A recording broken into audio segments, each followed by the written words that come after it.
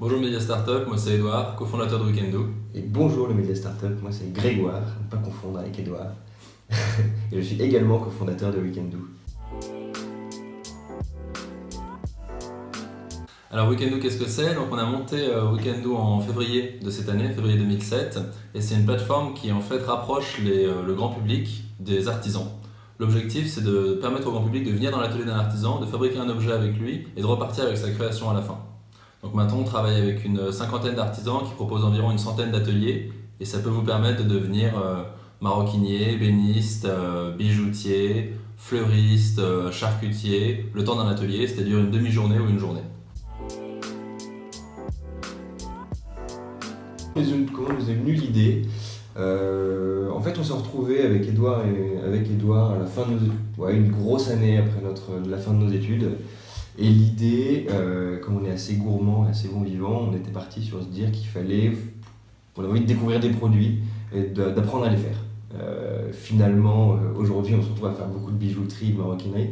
Donc, c'est pas exactement l'idée qu'on avait du départ, mais notre idée de départ, c'était de permettre aux gens de se réapproprier certains savoir-faire et du coup d'aller passer du temps avec les gens qui ont le savoir-faire et qui savent comment faire, à l'image un petit peu de pouvoir redécouvrir le métier de son grand-père, etc. Donc on partait plutôt sur un format week-end, et puis on a été comme ça sur des salons, ou frapper aux portes, rencontrer 300-400 artisans pour présenter un petit peu notre idée comme ça, et leur dire mais qu'est-ce que vous en pensez?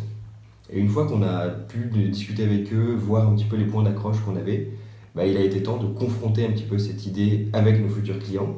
Et finalement, on est passé d'un format plutôt sur un week-end au départ à des petits ateliers comme ça de 3-4 heures, parce qu'on s'est rendu compte que nos clients qui étaient plutôt urbains manquaient un petit peu de temps et que c'était ce format d'activité qui leur plaisait plus.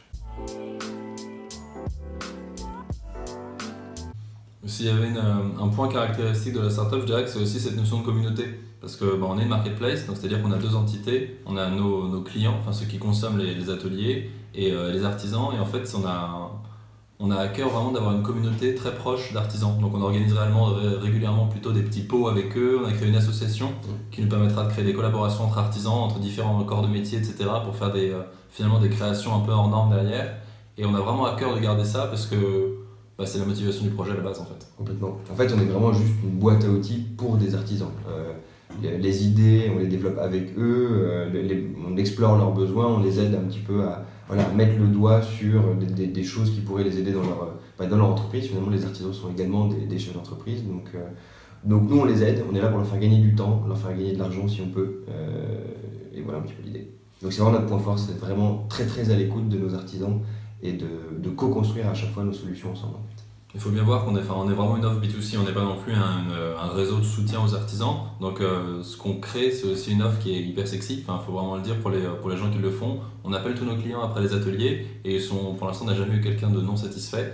Donc à chaque fois, ils sont hyper emballés parce que finalement, ce qu'ils rencontrent, c'est pas seulement la pratique d'un savoir-faire, c'est aussi un humain derrière, c'est un cadre de travail qu'ils n'ont pas l'habitude de connaître.